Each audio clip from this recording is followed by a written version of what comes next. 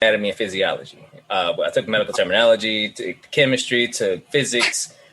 Physics is math and science, but like I really fucked with science, biology, just science in general. Like I was a big science nerd. Ken? Mine was like U.S. history and government. That was my favorite class. Did you say U.S. history? Yeah, like U.S. history and government. Yeah. Oh, okay. So you're a historian. You'd be like trying to figure out shit that used to happen and shit. History is dope because in the long run, like it always repeats itself. So that I think especially if you don't pay attention to it. like that's what's so dope about it. Yeah, and you're a history buff too, ain't you, Eric? Yeah, no, I'm history all the way, especially U.S. history, specifically 19th and 20th century, but also geography. Like it's funny, like I learned geography initially like through sports because like I would hear like all these city names and then I'll be like, okay, well where is that? And then like trying to figure out like where it was in relation to other sports cities, like Sacramento. I've never heard of that before, and then go look it up and like, oh, by San Francisco, right? So, fun fact: I wanted geography B when I was a kid. Elementary school, I believe it was 4th grade. But I didn't make it to the nationals. It was just the locals. But they had me take the test to do the national one. They was like, "Yeah, no, you ain't make it." Like, nah, we ain't fucking with MPS over here. Right. I was at McNair Elementary School, bro. I floated through that motherfucker. Floated. Yeah, but we can go ahead and get started.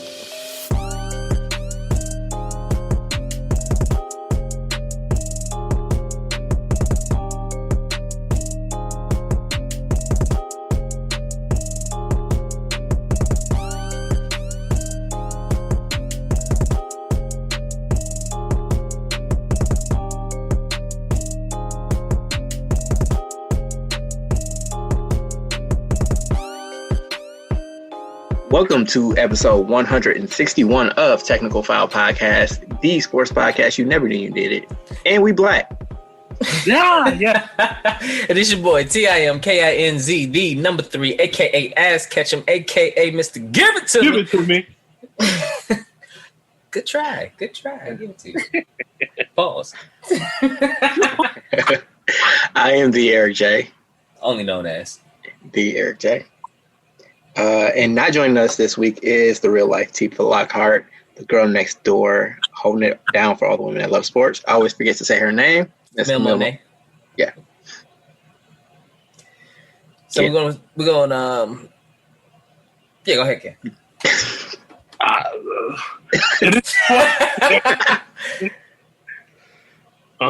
Damn. All right, it's your boy K Harris, the gentleman, The gentleman. the everyday gentleman, 24/7. but better known as K Diddy. Take that. Y'all try his community to Eric come back. I was trying to give you a little life, dog. Give you a little take that. Y'all try. We just started the game. Hey, bubble rust, bro. Bubble rust. All right, so you can follow us at www.technicalfile.com. That is our website that you go on. You can peruse and follow us on our social medias as well at Technical File on Instagram and the Twitter. You can also find us on Facebook at Technical File Podcast, which is our Facebook page, and mosey on over to Technical File Pod Overtime, which is our Facebook group where you can join in with the listeners, fans, and the fam. And don't forget to put the K on that motherfucker. I'm right. But like I say every week, man, if you guys enjoy being a part of this amazing Tech File fam, share with everyone you know. Your mama, your daddy, your granny, your uncle, your cousins, everybody. Cousin Pete, all of them. Share with everybody. We don't grow without y'all. And we black. And Cletus. And we black. There you go. Tech File Challenge. You got one? Let me see. I have not put it. No, I do not have one. One of you have one? I'm passing that. I do, but first off, we did post the Tech File Challenge on our Insta earlier today. We got a couple responses for signature dishes. So far, it looks like it's all dudes, which is cool. So at Aunt Boss said shrimp and grits. Cereal Sensei said cinnamon toast crunch. That's on brand for sure. Right, exactly. Triple T said chicken spaghetti. Oh, okay. And See, we trying to Dub, get Sam to do that. well, get your namesake to do it. She don't fuck with chicken and spaghetti. I'm like, dude, we can have some fried chicken. I'll make some spaghetti. You know. No, he didn't say chicken and spaghetti. He said chicken spaghetti. Chicken spaghetti. Oh, with chicken Spaghetti meat. with chicken. Yeah. Chicken meat. Okay. What? I thought you were doing like chicken and spaghetti, bro. You said chicken spaghetti, kind of threw me off. Like, okay, I ain't gonna knock it because I ain't tried it, but This is with chicken meat. hey.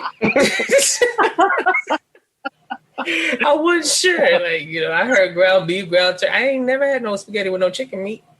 Why you keep saying chicken meat? Just you know. And Dove said grilled steak. Okay. All right, I see you out here.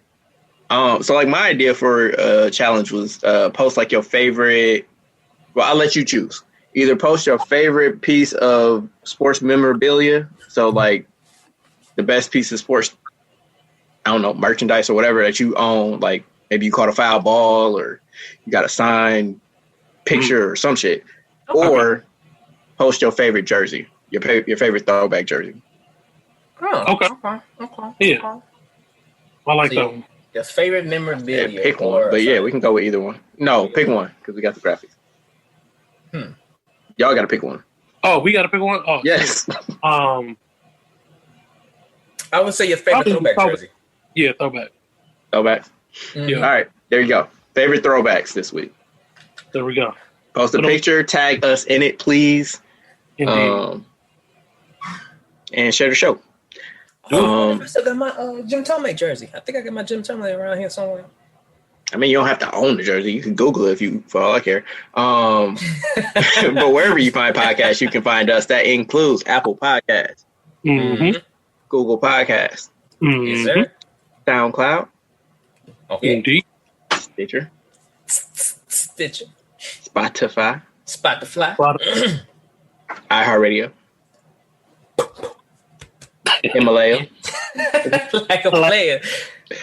Wooshka, Whoosh. Yeah.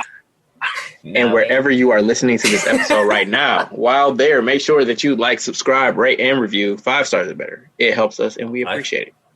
Indeed. And we black. We black. We do not have the top listening cities this week. I think we'll be able to pull it together and post it on our socials later this week. But we just want to send a special shout out to the point guard. As you've noticed so far, she is not here with us. She had a death in the family. So thoughts and prayers to her and her loved ones. Yes, sir. Miss you and get back. Definitely. All right, let's get into it. All right, so the biggest news story of the week. On Tuesday, both the Big Ten and the Pac-12 announced that they are canceling their fall football, their fall sports calendars, and postponing everything at least until the spring, with hopes to resume at that time.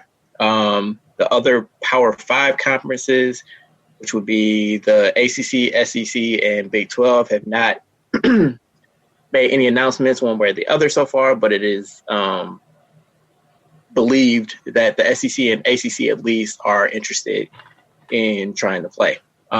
Other non-Power 5 conferences that have canceled their football schedules include the Mountain West and crap, I didn't write down another one. So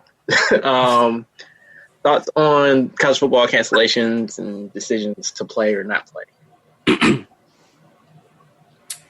The biggest thing is the money that's involved for these universities, because a lot of the players said that they want to play, but they got their demands. They've been putting out the demands, what they want, how they want things to be handled, things like that.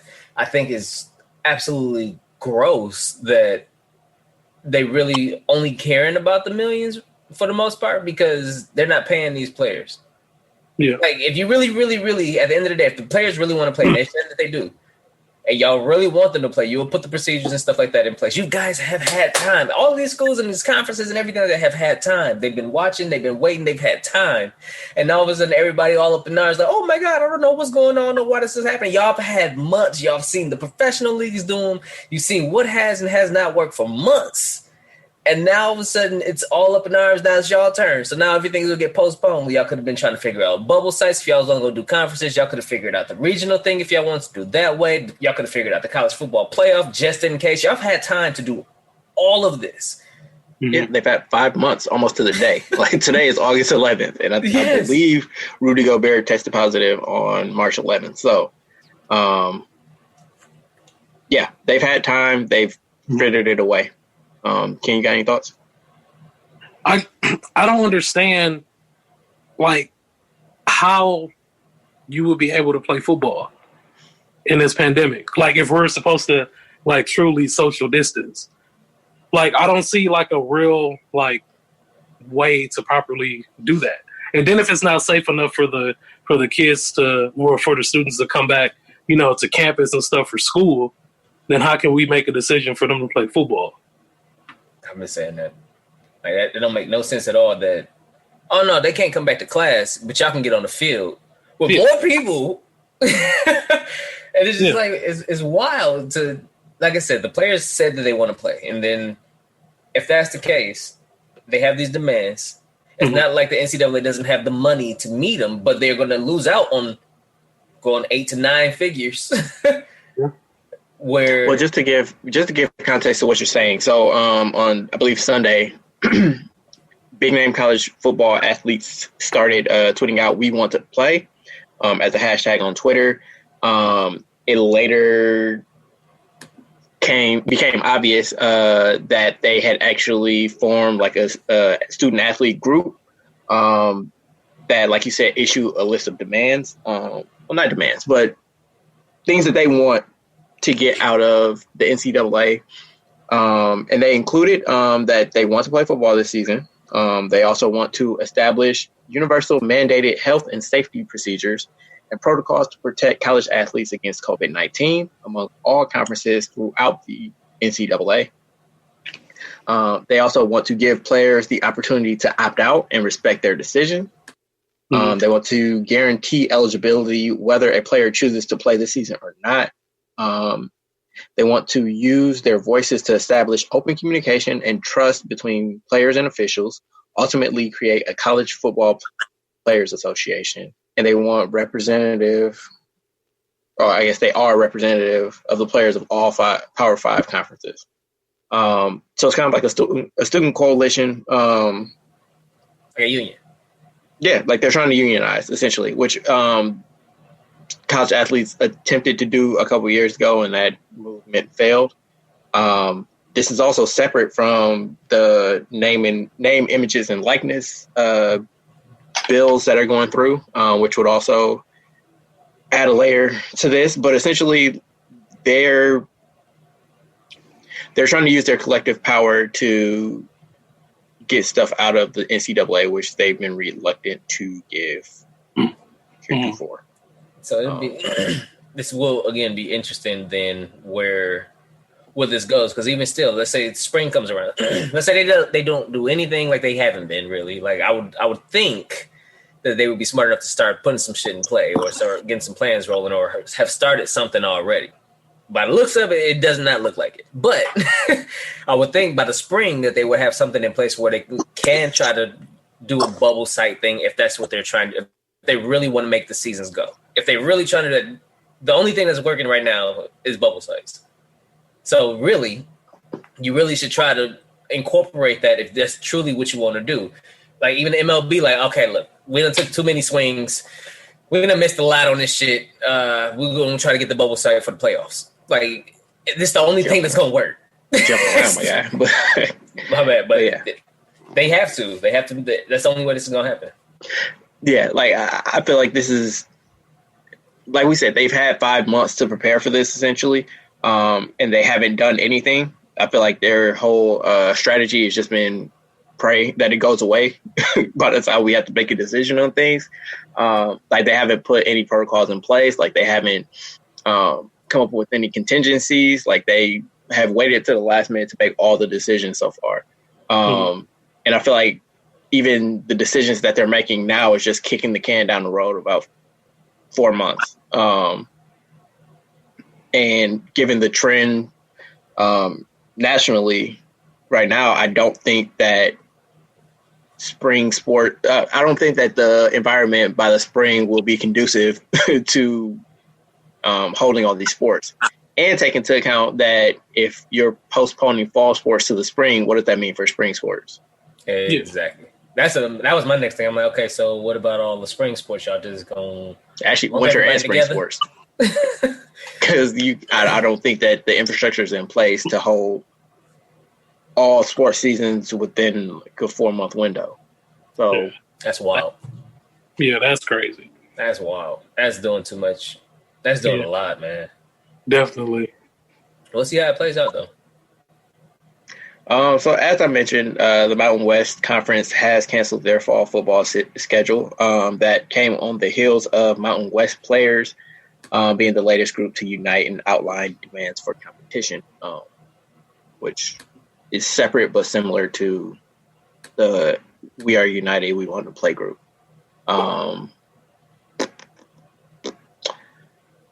Also in college football news, separate from everything else, Colorado State has suspended football activities following allegations of racism and verbal abuse by their coaching staff. One thing that we haven't mentioned on here thus far is that the University of Iowa is also under investigation for similar allegations. For racism? Yep. They've had numerous ex-players come out and say that they were treated in a racially insensitive manner. I'll put that, to put it lightly. So yeah, like on top of everything else, we get racism in college football being exposed. So, 2020 gone 2020. At this point, shit. Yeah. So, NFL, we have some shitty news. So, the Washington football team released running back Darius Geis on Friday, I believe, after he was arrested and charged with domestic violence. He actually had 3 separate domestic violence calls to his house, one on February 14th. So, happy Valentine's Day to that young lady. March 13th and April 17th. He was charged with 1 count of strangulation and 3 counts of assault and battery. He also was charged with 1 count of destruction of property, and he was later released on $10,000 bond. The team's statement after they released him read, "This afternoon we learned that there were multiple charges filed against Darius. Upon review of the nature of these charges and following internal discussions, we have decided to release Darius immediately." I don't know if you guys have read through what he's accused of, but it is I seen gross. The news was breaking, and I was like, when I seen the counts, I was like, I don't even know if I want to go down that rabbit hole, man. At one point, I don't remember which one it was. I think it might have been the first instance on Valentine's Day, but he strangled that woman to the point that she passed out. Other time I think he shoved her to the ground, and I forgot what the third instance was. But yeah, no, I would be totally fine if that dude, one, never plays football again, but then also get him the fuck lives under a jail. Yeah, basically, like football is the least of what I'm concerned about. Might as well knock out other NFL criminal activity. Giants cornerback DeAndre Baker has been charged with 4 counts of robbery with a firearm, and that's stemming from an incident in May that also involved Seattle Seahawks cornerback Quentin Dunbar. While Dunbar will not face charges due to insufficient evidence, Baker is facing upwards of 10 years to life in state prison for each count. What is that's 4 counts, bro? So it's, but that's just a day after Dunbar wasn't charged, he was removed from the NFL's exempt. So, which I mean, still feels like he's probably involved in something. If the dude he was with got hit with 4 charges, but Yeah. innocent until proven guilty, I guess. We ain't had no crazy. Well, no, the NFL usually does have some news. I was hoping that the NFL could have been quiet this whole time. But man, this is somewhat. Ooh. And this isn't to defend the NFL, but like when you have so many players that are all, Different like the numbers just aren't on your side. Like the fact that, excuse me, different situations. They have, I don't know, over 1,000 players, where if the NBA has like 250, so trying to keep track of all those dudes at one time, like you're not going to be able to keep everybody in line, but still, football's a privilege. So some news that broke today is that the NBA is planning to name bubble player of the year. I don't know what exactly they're calling it, but an all bubble team and the best player in the bubble. So for these 8 seeding games, yeah, basically bubble MVP. So I asked you guys, who is your bubble MVP thus far? Devin Booker. That motherfucking dog. He been just and they undefeated.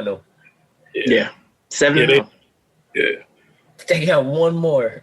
They got one freaking more game. And the Suns, so it's funny, they got this fantasy slate thing where you can kind of you guess what the event will be, and if you get it right or wrong, you can get some money at the end, depending on your streak or whatever. Mm-hmm. And one of the questions was, which team will be the 8th seed in the playoffs? And right. And honestly, I picked the Suns. I think they actually make it like the Cinderella run and keep on rolling. They've been and Devin Booker has been like, no, bro, I need all of this. That actually brings me to my next question. So we'll roll right into bubble tea. But bubble tea. Tim already said he thinks it's Phoenix. So Ken, who do you have? Who do you have playing in the play-in game? Like, so who finishes the season at 8? Who finishes at 9? And then who you got playing? Like what? One more. Who is your player of the bubble so far? I'll get to it. I appreciate it, but I got it. Dude gonna come like Carlton try to steal the rock and shit. We on the same team. All right. I'm sharing. No, we not. What seed is Portland right now? Portland is currently in 9th. So Memphis only has to win one of their last 2 games. Okay. To clinch at least 9th place. Okay. Which means that they qualify for the play-in berth. But their last 2 games, I know they played Milwaukee in their last game, and I forget who they're playing today. But it's not an easy. They're not going to walk through that mud. Yeah, no. Like it's actually a high possibility they might lose both. Yeah, Memphis lost to Boston today, so okay. If they can beat Milwaukee, which I mean, like maybe they can because their head coach was a Bucks assistant, and I don't know if the Bucks will play their full squad in that last game. But given the way they've been playing, they need to. Man, we'll get there when we talk about them. But Portland for sure, and I don't know. Tim got me trying to get the Suns in there now. I'm gonna go Portland and the Suns. That'd be a nice game though. Mm-hmm. So just a reminder for how the play-in works. So the 8th and 9th seeds play each other in the first game. If the 8th seed wins, then they're in, and it's over. If the 9th seed wins, then they play another game, and then that winner goes on to be the 8th seed. Okay. So Phoenix can finish, I believe. Actually, they're in a 3-way tie right now, but Portland is playing currently, so they can pull a half game ahead if they win tonight. I think they're playing Dallas currently. The 8th spot. I really do. Yeah. So right now, Memphis, Portland, and Phoenix are all 33 and 39. Yeah. So, and San Antonio is 32-38. San Antonio been hooping too. Yeah. They've been hooping too. Like, all right, y'all carry the bubble to play. All right. I honestly wouldn't hate it if they just pivoted at the last minute and just said, "Fuck it, it's a 4-way tournament." Oh, well, like all these teams should have a shot. Yeah, like 8 plays 11, 9 plays 10, then the winner of those 2 games play each other. That would be a nice little curve. I mean, they all deserve it. It'd be unfair as fuck, but I still think they should have this. I mean, shit, yeah, they did all this for Zion. They did, and then they proceed to shit the bed. For them to go down there and play him 5 minutes a game, bro. Some of them, they still resting them. What? What? Like, what we here for? Why y'all here? What are y'all here for? Like, how you gonna be off for 5 months and then tell me something he's still resting? What? Hey, what? he the only nigga that came to the bubble fatigue. This shit. Like, dude. Hey man, he got to knock off that bubble rust. That nigga. He came in 5 minutes a game. Damn, you run more in practice. He can't even warm up in 5 minutes. Shit, a drill in practice is longer than you've been playing. Like, god dang, dog. Hey, he gonna get there. All right, so you said Portland and Phoenix. Yeah, Portland. Yeah, that's what I'm rooting for too. Like, no disrespect to Memphis, but especially after Jaren Jackson got hurt, I think what's his name, Tyus Jones. I think he's hurt. He's out too. Oh dang. Like, yeah, he is out. I feel like Phoenix and Portland would give LA the best series. Mm-hmm. Okay, flipping that question around, Ken, like, who are you more concerned about facing round one, if you're concerned at all? Portland for sure. Portland. I can see that. Because Dame, that nigga, dog, that nigga. No. Oh yeah, we'll get to that fella. Oh, no parts of that, B. Oh, no parts. I'm straight. Mm-hmm. All right, yeah, like I said, I'm rooting for that too. I think Portland probably gives us the better series with LA. They got a better balance on that team, bro. Like, they can match it. Portland got a nice squad against LA. Like, yeah, and I wouldn't want them to see. I wouldn't want to see Portland either. Yeah, because I think Dame is uniquely situated to give LA problems. Yeah. The only thing is they don't have wings, and they especially don't have wing defenders. But the way Dame has been playing, the way Gary Trent Jr. has been playing, getting Nurkic and Collins back, and then Melo is still hooping. You still got Melo and CJ. Like, they have a squad. Hassan Whiteside for what he does. Like, Mario Hezonja probably gonna try to shit on the Lakers just because that dude shouldn't get no minutes. I was just watching the play earlier when I said he shouldn't get. Oh yeah, you know he will though. Yeah, so I'm looking forward to that. So fingers crossed we get Portland and LA first round, but we'll see. So as Tim asked, who's your bubble MVP so far? It's hard. Anthony Davis. What? What? AB. You said 14-point Davis? Yeah, B. There's 3 or 4 Lakers. 8 shots off in a loss. How you only shoot 8 times? You supposed to be the second superstar. Who? Now, if it's any other star, they been lined up. You shot 8 times. Shit, what's in that? Chris Middleton would get lit up. That line. And he be shooting 12, 13. We like it, man. Something special here. We guess the Lakers are 3 and 4 in the bubble. Like, he don't qualify for bubble MVP. Bro, we trying to get the rest off. Y'all chill out, bro. Wait, you take him over TJ Warren? No, TJ Warren cooking. So how he your MVP? I'm just being an asshole, bro. You acting like the Lakers fans pushing the wrong MVP again. Hey. Now, goddammit. At least he get bubble MVP shit. If you do, that's the only trophy they getting.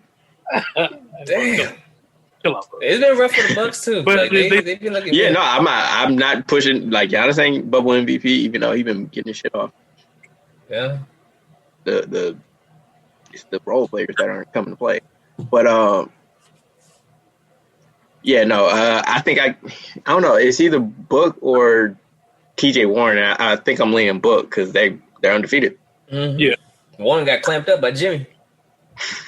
Jimmy wanted all the smoke. He was waiting. So somebody remind me, like, I know that Jimmy and T.J. Warren got into it earlier this year and they were finna fight. Like, didn't Jimmy called him like garbage or something? I think. Like, Jimmy was disrespectful in the post game. I know that much.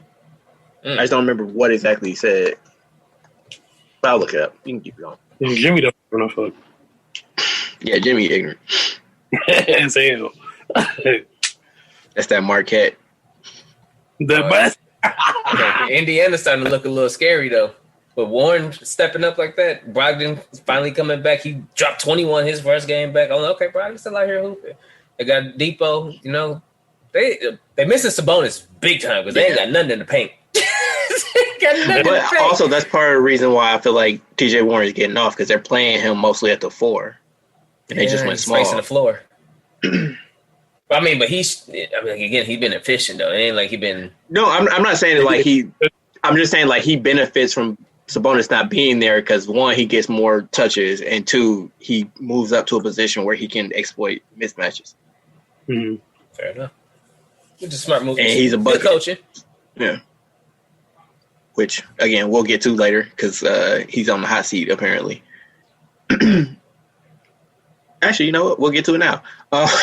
So Jeff Van Gundy and Zach Lowe had a conversation on the Lowe Post podcast in which they said that a hot rumor that's been going on all season and has seemed to pick up steam within the bubble is that Nate McMillan is on the hot seat. Van Gundy said he had 2 people come up to him since he's been down in Orlando and say Nate McMillan is in trouble. Which is wild. Yeah. Yeah. Mind you, like the Pacers have overachieved the last 2 years. But they did. So Zach Lowe said that's been the hottest rumor all season, and what you've heard in Orlando has been going around all season. But let me be clear, it is just a rumor. I don't know if it's true. When you talk to people around the Pacers, they say it's not true. Where did you hear that from? So somebody's putting out there that Nate might get fired, but Indiana claims it's not coming from them, which means the problem. Again, it would be wild that he's on the hot seat at all, seeing as what he's been able to work through when both of his stars, all 3 of his stars, have been hurt in the last 2 seasons, and they've still made playoffs and they've still made pushes and they've pushed to game 7s. Like it's not like they've been garbage, but I mean he's been working with what he had to work with. He's found and they helped develop some stars on that squad too. Like he working with what he got, and y'all still ain't got nobody in the post. Outside of Sabonis was a star that y'all found. Y'all got him. Yeah, okay. Y'all developed him. But, I mean, the Pacers have been hurt, and he's been doing a great job. So, that's weird. I hate to take it here, but, you know, like, it's my lane. But let's juxtapose the fact that Nate McMillan has been a successful head coach everywhere he's been. Seattle, Portland, now Indiana. Yep. Again, getting his teams to overachieve greatly. Like this bubble is no exception. Like they're 6-1 in the bubble or something like that. Mm-hmm. Like he just coaches teams to win. Like it may not be pretty, and it definitely isn't because they play they play retro weird, basketball, which is just like clamp down defense and a bunch of mid range, but the shit works. So I don't get it. But then like you put that up against somebody like Jim Boylan, who apparently. And they claim it's for financial reasons, but apparently the Bulls are likely to keep him on as a coach, even though he embarrasses the franchise constantly and is just bad at his job. So, you know, you have a good to great black coach that doesn't get any opportunity despite having a track record of success. And then you have somebody that's demonstrated that they're incompetent, but they white. May get all the chances in the world. Yeah. Like, why are we even having this discussion about McMillan? It's gross. And like, I'm not the biggest Mark Jackson fan. I'm definitely not a Jason Kidd fan. But the fact that those guys have at least had some success in building championship teams, like I don't know how much to attribute to them, but they at least built the culture up for another coach to come in and put them over the top. The fact that they haven't gotten other opportunities to coach Whereas like you have retreads constantly come through, or again, Jim Boylan's of the world keep their job year after year. Mm-hmm. Yeah. Like I don't get it. Like Luke Walton was one of the most sought after coaches this past offseason. He was terrible in LA and he's been terrible in Sacramento. Man, they hate him in Sacramento. The fans over there in Sacramento hate that man. Like, yeesh. I don't blame them. Like, I like the Kings squad last year. I like the way that they played. Like, they actually played to the strength of their players. Like, they played fast. Like, you have one of the fastest point guards, if not the fastest point guard in the league, and you playing slow it down basketball. Like, that makes no sense. Like, run. And that proved to be successful last year, but he went counter to that. He benches his best shooter. Like, it's just, I don't get it. I mean, I get it, but I don't get it. Anywho, ran over. Back to the bubble. So, LeBron had an interesting quote, Ken. He was asked why the Lakers are struggling since they've been at Disney. And he said, and I quote, "It's just some things that you can't control that's here that I really don't want to talk about that's off the floor," end quote. What does he mean? I have no clue. Are you concerned about hearing stuff like that? From him, yeah. Because he's supposed to be the quote unquote, glue of the squad, the heart and soul, and he is like the captain of the ship right now. And for him to, bring up something like that, plus he hasn't played really that well. I'm not gonna say played well, but he hasn't played to the standards of LeBron. Yeah, LeBron James. Since he's been in the ball. Yeah, the team just hasn't really. We haven't gelled at all. You can tell, like, all right, like it hurt us not being together for these, past few months. So I don't know. We're gonna get it together. I do feel like LeBron is the master at controlling his own narrative. Like we've talked about it, his MVP push about, I'm old. Out of the beard. Yeah. I do feel like this is kind of setting things up. Like he's giving you a little nugget, but not telling you the whole story. So it's just like, oh, we got some stuff that's happening off the floor that I can't really talk. I mean, I ain't gonna get into that right now, but just know, like it's some stuff out of our control that we can't, like it seems a little bit of like an excuse. But maybe, it could be the case. I don't know. I'm not there. It does sound a little bit excuses. Like, I mean, if everything was good behind the scenes, we'd be playing better. Well, why aren't things good behind the scenes? Oh, I ain't going to get into that. That is wild, but... Then why you bring it up? Hopefully, they can fix their issues so we can get the best basketball we can out of these teams. So we can finish this bubble out with these great games. There's been some good ass games, but we don't need the excuses, bro. And I mean, like I feel like all of the top teams, save for Toronto, have been kind of hit or miss during the bubble. Like, so I wouldn't be overly concerned about the Laker fan. I'm not overly concerned as a Bucks fan, even though Kyle Korver had a quote that kind of raised my eyebrows a little bit last night.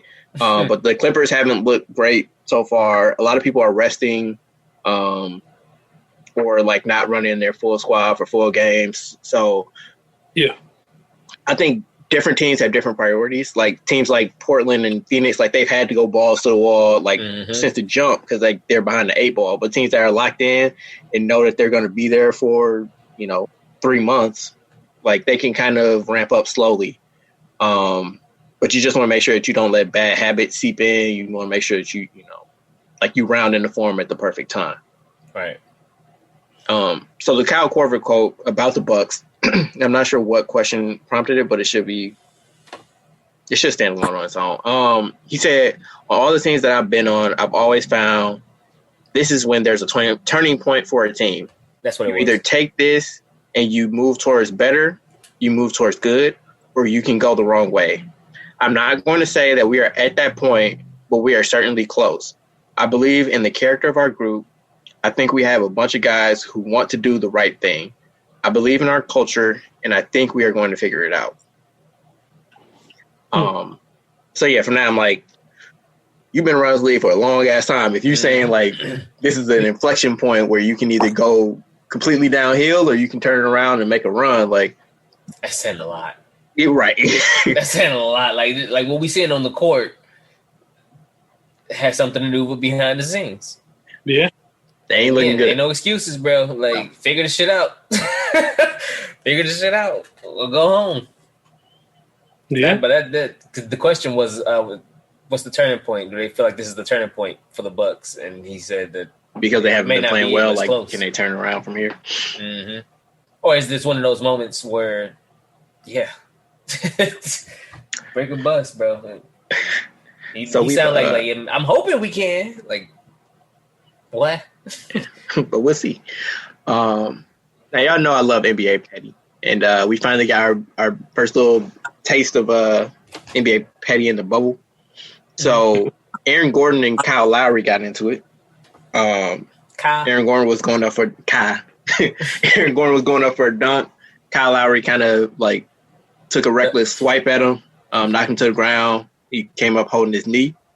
As they were walking to the bench for a timeout, Aaron Gordon called him a bitch a couple times. Kyle Lowry could be seen mouthing the words, "I'm in room 836. You can find me wherever." I don't know if anything happened, but, you know, I'll pay to see that. What they need to do is keep these mics hot and just give just the uncensored version, bro. How much would you pay for it? If they say you get how much ESPN now? I think it's like $10 a month. League Pass Unlimited. Uncensored. They probably charge like too hot for TV. $35-$40. Yeah. Dude, League Pass by itself is like I don't know, $100. I don't buy League Pass, so that's catch them in traffic. So you saying $30-$40? Nah, I pay. No. I'm saying that's how much they probably charge, but shit, I don't know. I probably have to do if they probably have a per game thing. I do that. You know, they like right now they just have them on delay, so like randomly throughout the game you'll get the audio dumped out because somebody said a curse word that got picked up by the mics. Mm-hmm. I feel like that's gonna be a much bigger problem during the playoffs. Like when people are like intense and every possession matters. Like, yeah, it's gonna be a lot of cussing, a lot of cussing. Like I don't know if they need to turn the mics down or what. What's the name had it? They've been releasing footage of like their hot mics, golf. Oh yeah, and they've been cussing like a mud. I've been like, hey, listen, I would watch golf if y'all would just let this ride. I really would. At the end, one of them hit that putt. Look, you gotta be fucking kidding me, man. I was like, yeah, you was pissed, bro. I would definitely watch golf if I could hear them talking. Hey, man, somebody that just took up golf, I understand, man. Like, that should be, like, it's fun, but it's frustrating as a motherfucker. Yeah, and that's what it sounded like. He had pure frustration. It was another one that I seen. And I was like, no, I definitely would watch golf. If y'all just letting them fly like that, just keep them hot mic. I hear everybody quiet. Everybody dead ass quiet, too. Like, why can't we hear this on a regular basis? Oh, y'all editing. No. Let it go. Just make sure you on the ready. And yeah, make sure you don't say that, baby. If you got kids, hey, don't say that. But I'll definitely watch that, too. Yeah, no, definitely. Definitely. But yeah, the main event of the week was Dame Lillard against the Clippers. Oh, like, yeah. Dame stay ready. Like, that's one thing you can say. Like, whether it is rap beef, NBA beef, that nigga stay ready. Yeah, ready, bro. Huh? He has to. Somebody else coming for him. They are, and I don't know why. Like, leave that man alone. he want all the smoke. But yeah, so at the end of the Clippers Blazers game, which, by the way, like, the Clippers tried to give the Blazers that game and they would not take it at all. Like, they didn't play Kawhi to start it. Then they pulled Paul George like 5 minutes to go while the Blazers were leading. I think they were up by 8 with like less than 2 minutes to go. Wound up losing in regulation. So yeah, no, but like, so Dame had a chance to tie up the game with seconds left, missed both free throws, And Pat Beverly and first it was Pat Beverly and Marcus Morris. Then Paul George jumped in, but they were like seen laughing and just like hooping and hollering all over the bench, falling like all over the game place. time, like just like Pat Beverly talks so much shit for a nigga that's not that good. Like nigga really good. you really not like you. Anyway, just hooping black dookies, like that's it. I'm trying to pull up the quote. I like it's not doing it for me. But essentially, like Dame was asked about it after the game. He's like, I take it as a sign of respect because I sent Paul George home before. I sent Pat Bev home before. Like they know what I do in the clutch. So for them to be talking like, they know what it is. Yeah. That was kind of rough though. Him missing both them free throws. That was a shocker. Truth be told. Right. Yeah. Like one, okay, maybe two, both of them. Like, oh, that was rough. But yeah, like you said, he stayed ready because he knew it was then, coming. like somebody, I think Bleacher Report or somebody posted his quote online on Instagram, and then Paul George was like, "That's cool. We gonna send him home this year." And Dame was basically like, dude, you keep hopping teams. Like some of us are built for the grind. Some of us aren't, or some shit like that. Basically, like, bro, you just keep bouncing from team to team. Like I'm here, I'm building shit. Like you don't get to talk. Flip-flop homie hopping. Yeah. I got a Paul George hot take. Like he is a good number 2. But that man is not built to be a lead dog. So I don't know why people treat him like he a superstar and all this other stuff. Like his handle ain't that good. And he shrink. He hoop. Just don't he a complimentary piece. Don't let him be the one running out to defend the last shot. At all. Because that, bro, you said if Paul George is the one that keep running out to defend that last shot. Yeah, they be dotting his eye. Just go home, bro. That's going to be some spectacular ass shot, bro, with great defense on that man. Because he be right there. He be defending the shit out of the plays, and they just be cashing that motherfucker. You be looking like, damn, dog. Like, basically what I'm saying is I'm never scared rooting for a team that's going up against a Paul George team. Like, or at least like Paul George specifically. Like, I'll be afraid of the Clippers, but that's simply because of Kawhi Leonard. That man is terrifying. But Paul George, like, I ain't worried about that dude. Oh, you done join your Ken bandwagon? Hey, fuck him. I mean, it's not personal disrespect to him. Like, it's just like for his game, like he could hoop, but like I don't know. I guess he ain't a killer like that. You know. Fuck him. I fuck with Paul George. He ain't quite Paul Pierce, but he, damn near. Very close. But I was listening to a report that Chris Haynes put out like right before we started recording, but he was basically saying that Dame and Paul George kind of got together and kind of squashed it because apparently like their family members are going at it online based off of this. Like I just looked it up and there's a headline that just says Damian Lillard's sister calls out Paul George for wife and a stripper. Damn. Damn. All right, then. Yeah, no, we ain't got to go there. We ain't got to do that. And let's keep this on court. Where do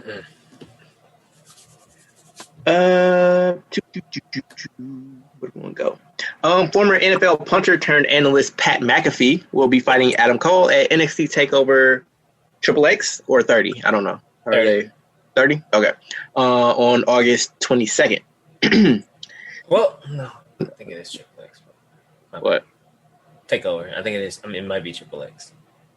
I was just watching wrestling earlier. Anyways. You said it so confidently. You had me thinking you've been watching.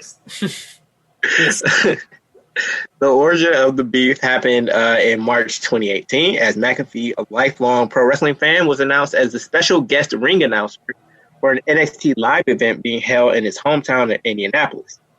The match involved the Undisputed Era taking on Cassius Ohno and the Street Profits. Pat McAfee tweeted, "It might be your show, but it's my..." Oh, no, sorry. Adam Cole tweeted first. He said, "So we're supposed to care about Pat McAfee is going to be there. WWE NXT is my show. Just stay out of the way or stay home. Hashtag Adam Cole, baby." Pat McAfee said, "It might be your show, but it's my city. I'm your landlord, and if I ever met your mother, she's begging me to be your stepdaddy too, baby. Just hope Sunday doesn't turn into the night your chin meets a real super kid. Hashtag boomstick." Boomstick. Hell no. That was hilarious. I think that video, he kicked the shit out of Adam Cole. Yeah. So, I was like, yeah, no, that was a clean ass punt. Like, yeah, it put like, Randy Orton to shame. Yeah, that was nice. I was like, but Adam Cole. If it's going to be anybody that walk off the street and hop into a wrestling ring and you wrestle somebody and they gonna make you look good, it's gonna be Adam Cole. And that's the thing. Like, people always get mad because like they keep putting AJ Styles up against like people that can't really wrestle at WrestleMania.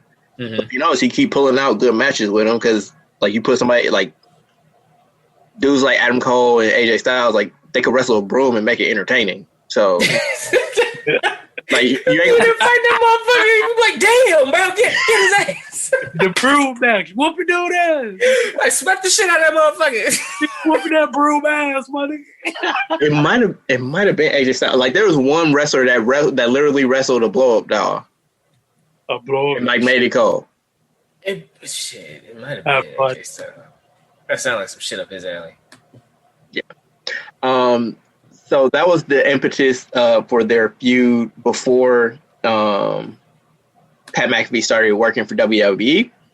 But with the two feuding on Twitter, it was no surprise when WWE turned their beef into an angle, having McAfee cost Cole his match against Aleister Black at an event in Indy. Shortly thereafter, McAfee found himself getting a job at WWE, where he became a pre-show analyst for NXT TakeOvers. McAfee continued feuding with Cole, using his new platform to subtly throw jabs at the Undisputed Era leader, with Cole occasionally throwing them right back, such as insulting McAfee's jorts.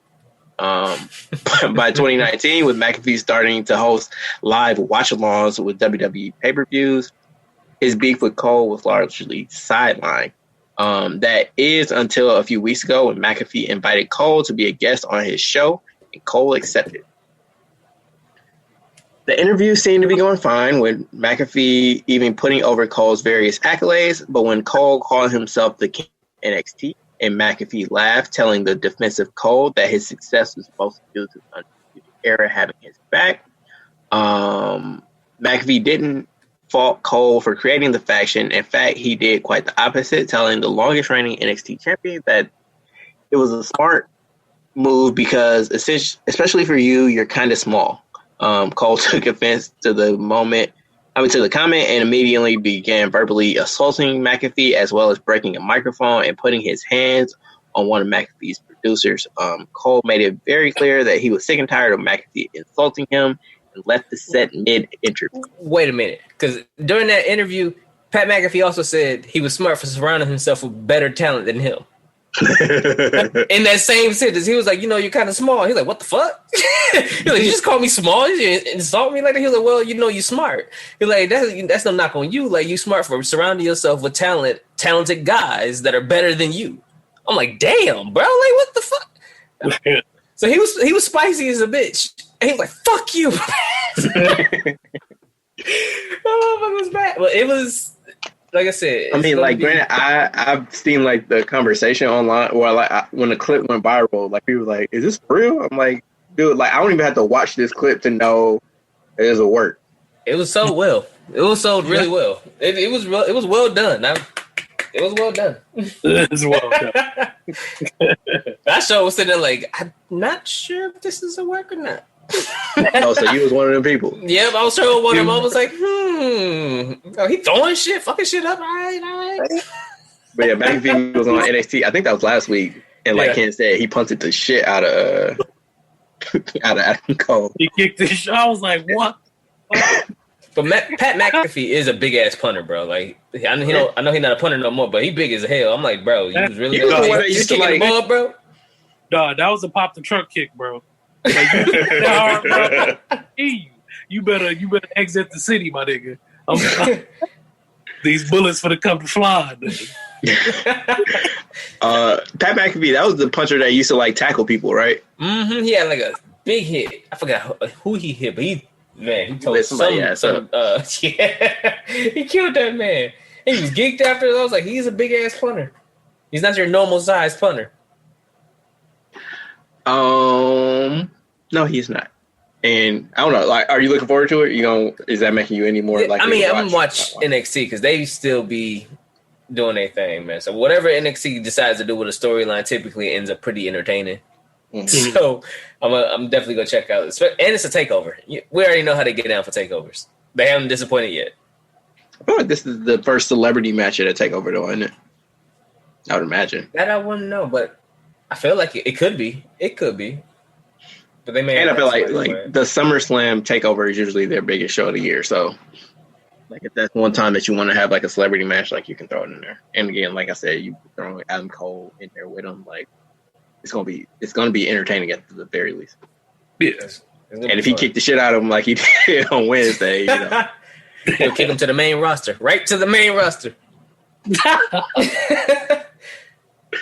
So I just want to send a shout out to the National Hockey League. They announced that the second week of Phase 4 testing has yielded 0 positive results from the coronavirus. The league hasn't had a single positive test since restarting its season inside the Toronto and Edmonton bubbles. Just so for a little context, the NHL has administered 7,200 tests from August 2nd through the 8th. Daily testing was conducted for members of each team's 52-person traveling party. Along with the testing, the NHL has used a touchless biometric identification system that takes players' temperatures and tracks health information, as well as strict social distancing and cleaning protocols within hotels and arenas. So, college football, NFL, MLB. This is like, come on now. They use the 2 cities. This is the level of care that you need to take in response to coronavirus. Yeah. Just, saying, hey, players, don't be going out while you're in your city or visiting another city. I don't think it's going to work. Don't go to casinos. Don't go to strip clubs, Blue Williams. Don't go to your buddy house. Like, come on now. Like, sometimes you got to save people from themselves, essentially, is what it comes down to. Yeah. All right, so in some sad news, Vikings linebacker Cameron Smith revealed on his Instagram that he will undergo open heart surgery to fix a bicuspid aortic valve that he was born with. Smith first discovered the heart defect after testing positive for COVID-19. Yikes. Yeah. So COVID actually probably saved this man's life. He even went on to say that it really is a blessing that we found this, as my heart is severely enlarged and I wouldn't have lasted much longer. So, wow. Well, I mean, that is a blessing in disguise. Sorry that you got COVID, but I'm glad you found the defect that you can work on it. Yeah. I can't think of a good segue from there, so I'm just going to say, breaking news, Damian Lillard dropped another 50 today. Yeah, bro, I'm sitting there looking. That's why I keep kind of peeking over. I'm like, Jesus Christ, bro. Like, the number just kept going up. I looked over, it was 32. Then I looked again, it was 39. I'm like, come on, bro. Like, yeah, so it's tied at 117. They're starting overtime now, I think. Oh, no, it's TNT overtime. So it's 5 minutes left in the fourth quarter. Yeah.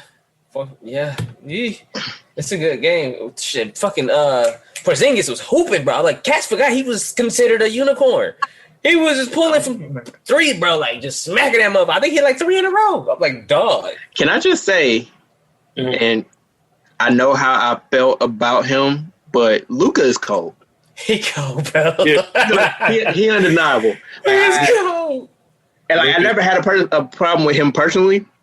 No, he said that he was good, but like the way that the media has crowned his ass before he even played a single second of NBA basketball, I'm like, y'all just hyping him up like to be the great white hype. Like, that's what it felt like, because it was all white media like, he's the greatest player of all time, and he's going to win championships. And at 19, like, he's still better than like they want to put him in like the top 20 players in the NBA like before he played a game. Like, it's like, let him play himself first. Like, chill. You can argue he top 5. Oh no, he's definitely top 5 now.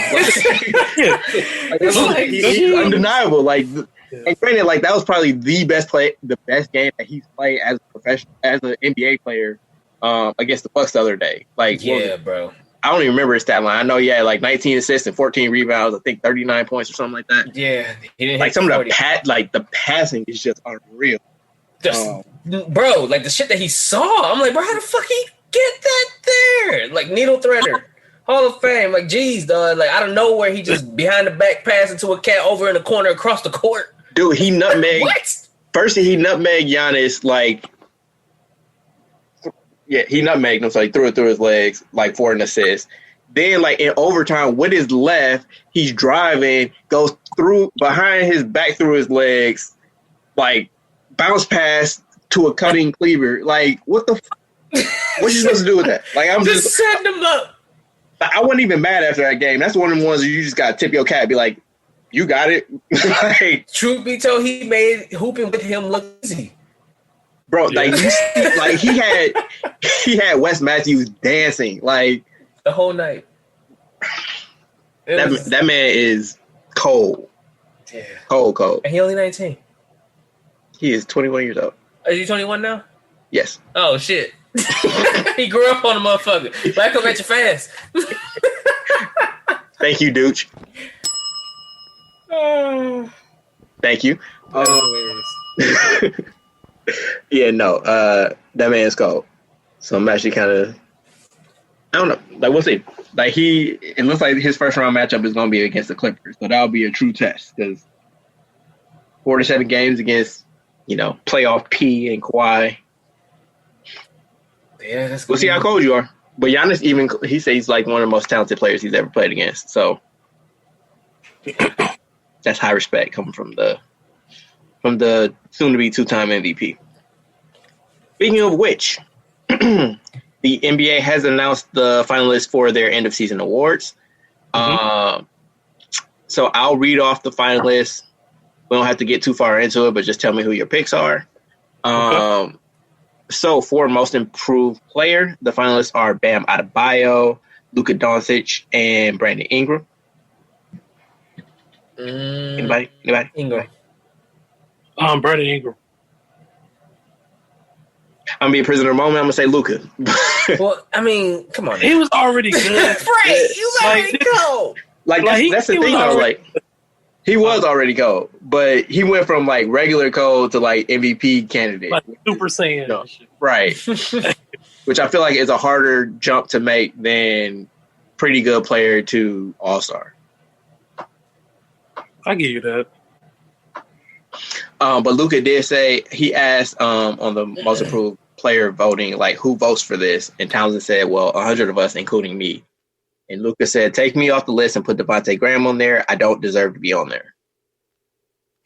So he's saying, like, I don't deserve to be on the most improved player list. Like, you should put somebody like Devontae Graham, which he has a point. Because, like, Devontae Graham increased, like, all of his averages at least 2 or 3 times. And he was balling. Like, he went from barely an NBA player to solid starter, borderline all-star. Yeah, a couple 30, 40-point games, didn't he? Yeah, he was hooping, especially at the beginning of the season. Like, I know by the All-Star break, like, he was kind of on that bubble a little bit, like, hey, maybe he should get some consideration. But that's because Rozier was hurt, so he had to play for him, right? Because he was hurt at the beginning of the season, wasn't he, Terry? Maybe. I don't know. I don't remember. Well, it's Charlotte. Yeah. Who cares? But no. He was getting this shit off. But yeah, my real vote is probably Brandon Ingram from that group. NBA Coach of the Year, Mike Budenholzer, Billy Donovan, Nick Nurse. I got Nurse. Yeah, how about I say? Yeah, I'm going Nurse. Well, no, I'm going Billy Donovan because OKC's been. I mean, granted, I know Toronto, but I'm going Billy Donovan in OKC. Okay. Sixth Man of the Year, we have 2 Clippers, so Montrezl Harrell, Lou Williams, and Dennis Schroeder. Let's go get Luka. Yeah, I'm gonna go Schroeder. He's been a big part of why OKC has been doing what they've been doing, coming off the bench. Yeah. Even though he's averaging more minutes per game than Giannis, I'm gonna go Schroeder. Getting the Ginobili on, bro. They said that man there with a minute into the game, bro. Like, come on, dog. You might as well have started him. I mean, he essentially is a starter. Defensive player of the year. Nope, I'm going to say that. Rookie of the year, Ja Morant, Kendrick Nunn, and Zion Williamson. I got Ja. Ja all day. Yeah. Ja. Oh. Defensive player of the year. We have Rudy Gobert, Anthony Davis, and Giannis Antetokounmpo. I'm going Giannis. AD. It's like he'd be saying that. You know he don't even believe it. He don't even believe Giannis. And then MVP, James Harden, LeBron James, or Giannis Antetokounmpo. LeBron James. No. But, no. I'm going Giannis. Yeah. Giannis. Yeah. So we'll get so they're not doing the NBA awards this year. The awards will be announced on TNT throughout the playoffs. Okay. That's dope.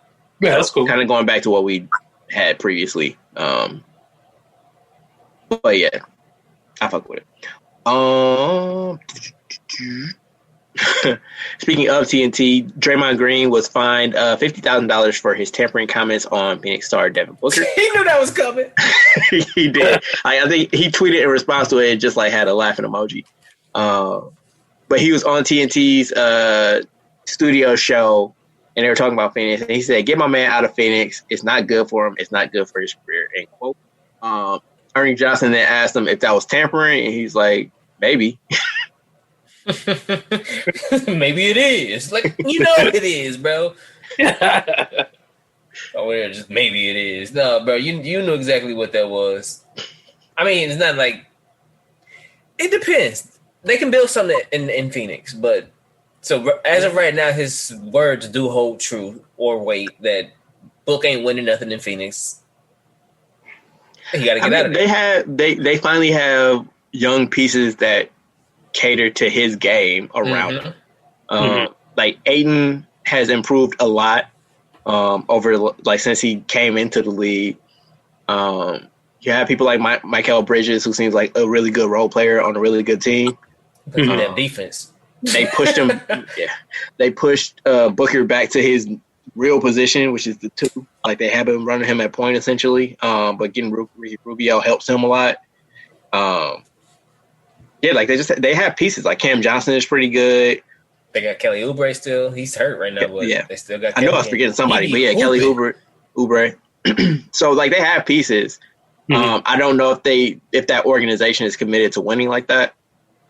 Like they have that issue that like the Bucks used to have, where like anytime they get a little bit of success, like they push their chips all the way in. It's like just do a slow build. Like it's okay.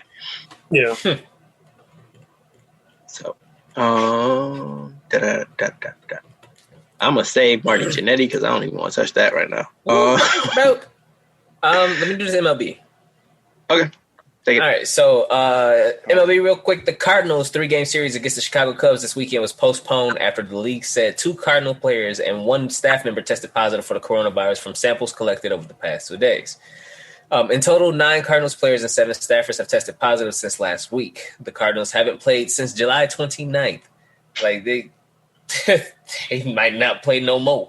I was going to say, like, just pack it up. Like, they probably missed, it's 60 games, so let's say they've missed, 10 games at least at this point? Like, yeah, bro.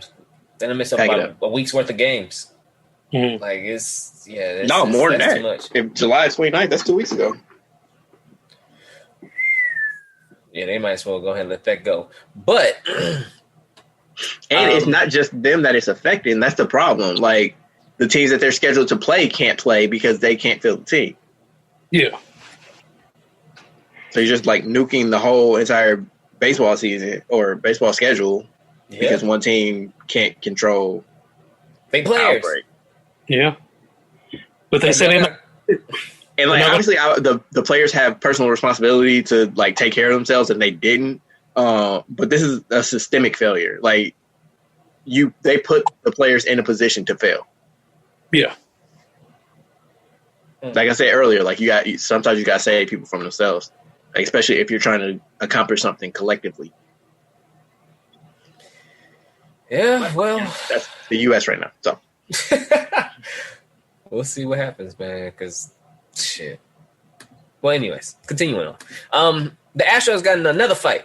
So this time, this is their second fight this year. But so what happened is the Houston Astros and the A's got into a fight. Houston Astros hitting coach Alex Cintron made a vile comment to the Oakland A's outfielder Ramon Lorano regarding his mother, prompting Lorano to charge the Astros bench Sunday and leading to a melee expected to result in lengthy suspensions. The suspensions actually came out today, which was Cintron, who was the hitting coach, got 20 games, and Lorano got 6 games. And they was pretty much saying that he was just talking bad about his mama, bro. Like, pretty much so. Okay, so after being hit by a pitch for the 3rd time in the series and 2nd time in the game, Lorano pantomime towards pitcher Humberto Castellanos. Yeah. How to properly snap off a slider, prompting a response from the Astros bench. Lorano said that Cintron uttered an expletive at him, which Lorano returned. Then Lorano told ESPN Cintron said in Spanish something you don't say about my mother. So he had to go try to get the hands, but I was looking at the video and he got caught up. Somebody stepped in between. Right before he got to him, somebody stepped in between. Then of course the coach was like, "Oh, what you got? What you got?" Somebody else came over and tackled the hell out of him, pounced on his ass like a damn cat. I'm like, he ain't even make it, boss. But, no, like I feel like the Astros gonna be fighting a lot this year. Oh yeah, probably, definitely. And it's funny, like this wasn't even about like the cheating shit. Like, hell no, y'all just putting a larger target on your back. Yeah, this is gonna be rough. This is gonna be a long man. It's gonna be rough. They luckily ain't 162 this year. It'd have been a long season, bro. They ain't gonna forget. Plenty of L's. Yeah, 2 fights. Oh my god, that'd have been terrible. Yeah, they're gonna be on World Underground this year. Right, down there fighting Shane McMahon going, who next? Terrible, dog. Okay. But yeah, the MLB need to get their shit together because it's been rough. I feel like it's a lot of bad news this week. Shit. It's been a rough week. Yeah. Still 2020 out here. Yeah. So rest in peace to James Harris, better known as Kamala the Ugandan Giant. He died at age 70 due to coronavirus. Like that's sad in itself, but as a result of his death, David DTSS on Twitter posted a thread about how the Kamala gimmick came to be, and it's pretty fucking gross. So it's actually the brainchild of Jerry the King Lawler. I'll just read off. He said Jerry Lawler is a painter. I don't know if you know that, but once he saw a painting of quote-unquote savages in Africa, and when he first saw James Harris, a young aspiring wrestler from Mississippi, his mind went to that painting and he created Kamala. It's a cruelly racist moment. Kamala, the Ugandan giant, will be a staple of Memphis wrestling as a villain, scaring children and playing into stereotypes of black brutes and cannibals. Of course, this is also soon after Idi Amin's cannibalism stories started breaking mainstream too. Despite all of that, James Harris will become one of the biggest draws in the territory, buying into his character and being one of the most feared villains in wrestling. He even reached the pinnacle, main eventing a program with Hulk Hogan. Being the foil to Hogan in the 80s was like being cast as the next big Marvel villain. Harris achieved that. He'd go on to have one last big feud with The Undertaker in the early 90s. Harris was, yes, saddled with an incredibly racist character, but like so many black entertainers before and since, he made the most of it and used his talents to rise above. So shout out to James. Well, rest in peace to James Harris. And fuck you to Jerry Lawler.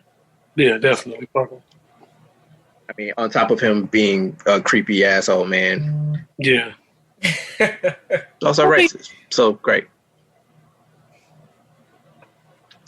Anywho, talking about gross wrestling stories. Tim, you want to take this? Sure. All right. Try to run through this one. This one is wild. So randomly, on Facebook, Marty Jannetty decided to have a confession to what seemed like a murder.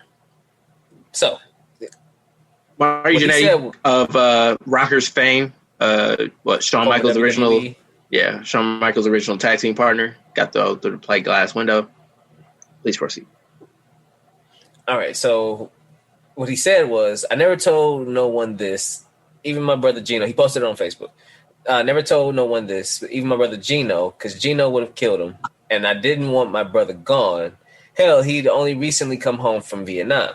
I was 13, working at Victory Lane's bowling alley, buying weed from a anti-gay slur that worked there, and he put his hands on me. He dragged me around to the back of the building. You already know what he was going to try to do. That was the first time I made a man disappear. ... They never found him. They should have looked in the Chattahoochee River. ... But Winnie, the girl in these pics, it was some chick that he was, I guess, sad about. I like you so damn much, probably my favorite, but I promised myself way back then nobody would ever hurt me again. That includes you. I loved you, but you hurt me with your effing Jamaican jealousy. You can go your own way. I don't need you. What? Oh. Right, that last part, like, wait, what? So the whole thing was wait, what? But like, where'd the Jamaican chick come from? Yeah, because the chick. Did you see the picture of the chick? She looked like black. She looked like she was black. Woman. I'm sorry. She looked like she was. She looked like she was black or Jamaican. So I was like, man, I'm assuming that's her. Yeah. But no, I wasn't expecting that from like where he was going with the story. But yeah. No, apparently he killed a man. Which is wild, and I think they have an investigation open on him now. But didn't I feel like he's always saying wild shit on Facebook because I feel like he said something about like he met a woman that he didn't know was his daughter and he was trying to talk to her or something like that. Wow, Jesus Christ! It was something about a daughter that he wasn't. It was some. I remember what you're saying. It was some weird post a couple years ago, right? Yeah. Yeah. Let's again. It's a lot going on. No segue. It's like I said, it's 20. Like you said, 2020. It's 2020. Yeah. It's like, bro, what the heck? Dame update. He now has 61.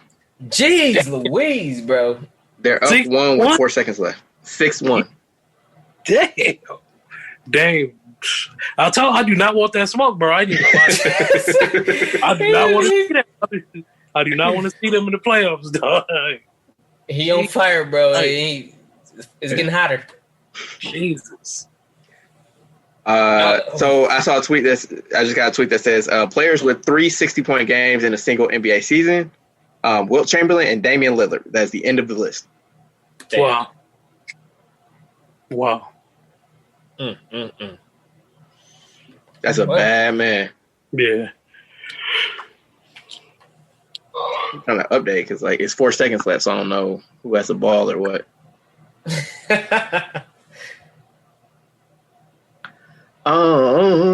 So Philadelphia 76ers star Ben Simmons partially dislocated his left kneecap in last Wednesday's 107-98 victory over the Washington Wizards.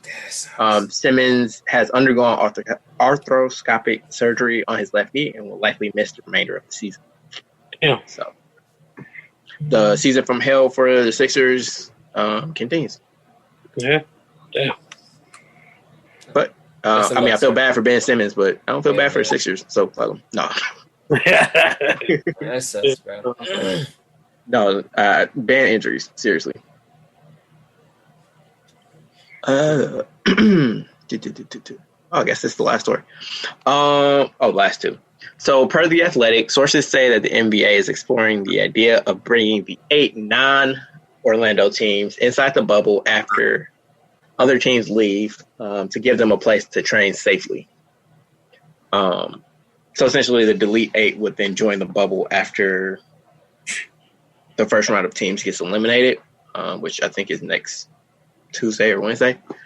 So as NBA National Basketball Players Association Executive Director Michelle Roberts has made clear all along, the union has been skeptical of any basketball setting that does not match Orlando's approach in terms of precautions and protocol.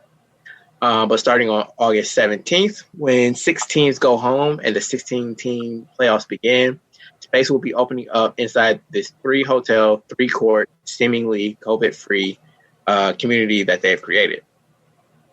Consider the vacancy timeline from there, from 16 teams to 8 on September 1st, which will be the start of the second round, when players are allowed to bring family into the bubble for the first time.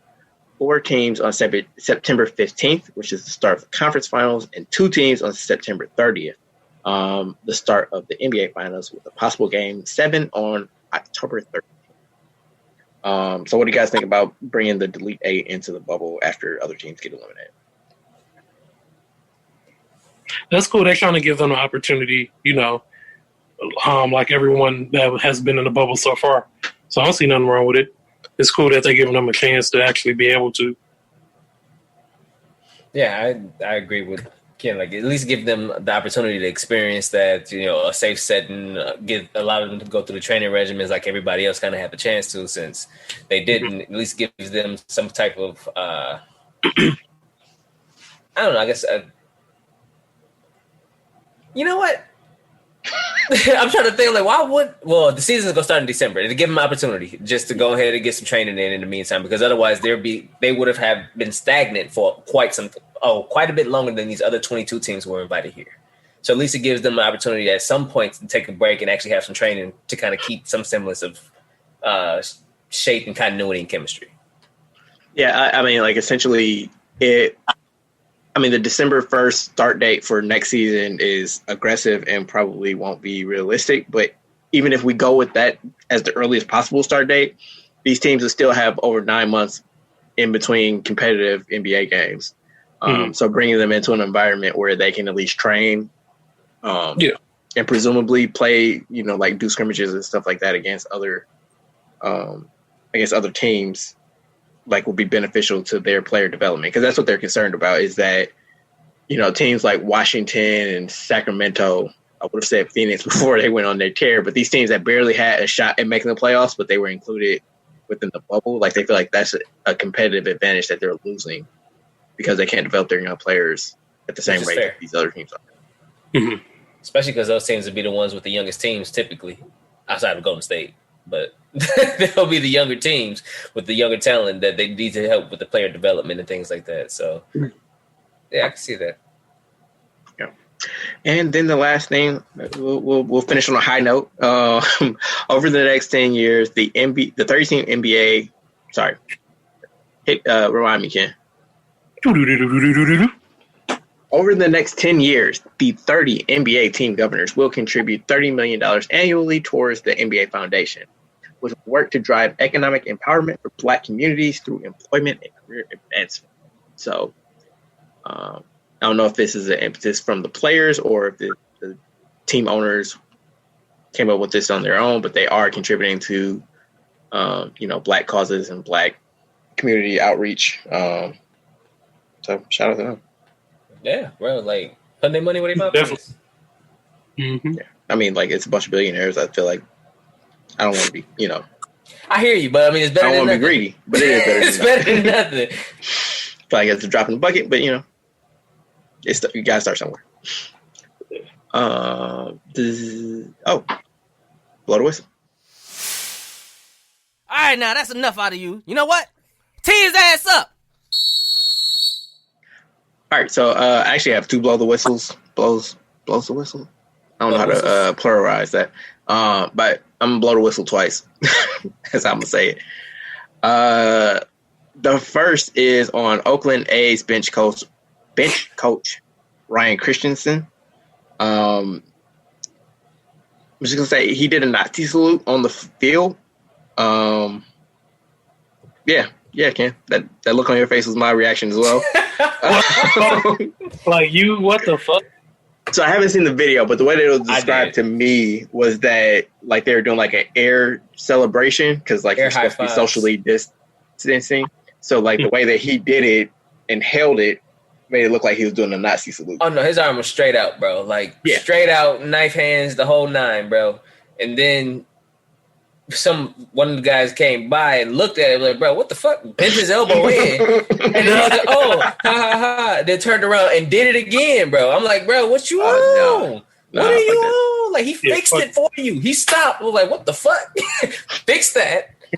I think he was another hitting coach or a pitching coach, one of the two. I'm like, bro, these bench coaches getting nothing. They on some other shit this season. Yeah, they wilding. They're wilding, bro. They wilding out. So he, both Ryan Christensen and the A's both put out statements. First from Christensen, he said, I made a mistake and I will not deny it. Today in the dugout, I greeted players with a gesture that was offensive. In the world today of COVID, I adopted our elbow bump, which we do after wins, to create some distance with the players. My gesture unintentionally resulted in a racist and horrible salute that I do not believe in. What I did is unacceptable, and I deeply apologize. The A's said, A's bench coach Ryan Christensen greeted players with a gesture that looked like a Nazi salute. We do not support or condone this gesture or the racist sentiment behind it. This is incredibly offensive, especially in these times when, as a club, so many others are working to expose and address racial inequalities in our country. We are deeply sorry that this happened on our playing field. Like, while I appreciate them not running from it and actually addressing it, like, I feel like that's kind of weak and more action needs to be taken. Like, they did address it. Even without your explanation that the dude was corrected and continued to do it, like, there's no situation where I'm going to look at it like, oh, he accidentally did a Nazi salute. Like, everybody knows what that damn gesture means. Everybody. Like, I think it was Laura Ingraham. Like, she did the shit at, like, the Republican convention and shit. Like, these people know what they're doing. Hell yeah. Like, I'm not buying it. So, blow the whistle on you, sir. And my second one is on Twitter, which I feel like could be that could be like a weekly occurrence. What, daily? Yeah. I mean, I'm just saying every week we could talk about it. But this week, flagrant activity. So Donovan Mitchell posted a live that seemed to be accidental. And there were some weird sounds coming from. Oh, no weird sounds. I know what that was. Macaroni. Yeah, it sounded like bro. Somebody was really enjoying the macaroni that Donovan Mitchell was stirring. That's what it sounded like. I said it. I told Seth, I was like, whatever bad chicks they got hired in there, it's a wrap, bro. It's a wrap, bro. You think they finna stay away for months? Shit. Like seriously, it sounds like they snuck some work into the bubble. Work is already working there. Fair enough. Which again, like that, it sounds it's funny. Like if somebody accidentally uploads sex sounds to their Instagram live when you're supposed to be in a celibate environment, like people gonna crack jokes. The news was coming. We knew it was coming. That's a double entendre. We knew it was coming. See what you did there, sir. But where it took a turn was when people started making jokes about Taylor Rooks being the person in the audio. No, don't do that. Wow. Really? I didn't know that. Seriously. Like, it got to the point where she had to make a response on her Twitter. Like, people really keep disrespecting her, like, as a journalist, as a woman. Like, just because she's attractive, bro. Like, that's wow. Like Taylor Rooks was trending on Twitter because people were cracking the same weak ass joke about her being the woman. And so, yeah, like people pay a lot of lip service to respect women and, you know, all that shit. But like, there's a reason why, like, people, like, why we keep pushing for it. And like, why, like, this misogyny and sexism, like, within sports is just, it's a serious problem.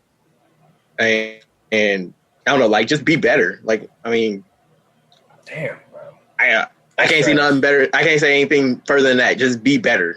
Respect, like, treat women like human beings. Like, that, it's whack as fuck. Like, be better. That's all I got. Absolutely. 5, 4, 3, 2, 1. Tech Top 5. All right, Tech Top 5. Last week we did top 5 bar drinks. And Tim and Ken actually tied. So congratulations, fellas. Tag team champs. Out here. I should have known the Baca twins would tie for the win. Hey, bro, what is stopping us? Right. So this week our top 5 is the top 5 game winners of the last decade. So starting with the 2010-2011 season, the top 5 game winning shots. It doesn't necessarily have to be buzzer beaters. So like there can be a little bit of time on the clock, but like essentially clutch shots to win the game. Oh shit! Well then let me go ahead and add the one that I was looking at. What's them? Yeah, I'm gonna take that one off. You took number 1 off and shit. You're right. No, I took my 5 off. But I think this one makes finally after too. 3 years he gets the object of the game. No, because the number 2 dropping down to 5. 1, 2, 3, 4, 5. Okay, All right, this is riveting radio. Tim, you ready? I'm ready. All right, go ahead. UT. All right, number 5. I'm gonna go Ray Allen shot versus San Antonio when he's with Miami. Forced overtime, even though I said the whole time before that shot even happened, I was like, this shot shouldn't even took place. It was a whole bunch of shit that happened before that. Miami should have turned that ball over. But Ray's forever in history with this big ass shot. Number 4, I'm gonna go with Kawhi versus Philly last year. That was a big ass shot. It was beautiful. It was the way the bounce and then the climax with the waiting and it was just a beautiful buzzer. Are you describing the shot or other activities? No, it's the shot. Number 3, same playoffs. Dame versus OKC. Send him home. Waving bye-bye to Paul George. Great defense. Just don't send that man out there to guard the last shot of the game. Number 2, I'm going to go with KD versus the Cavs. Big ass shot. Like coming down, I think it was about 50 seconds left in that game, but man, that was a dagger. That took all the air. Like everybody and their mama knew that took the air. That was it. And number 1, I'm going Steph versus OKC. When he hit that crazy damn near from half court. Yeah, that was 40. That was just crazy. 40 footer. Yeah, that was a wild shot.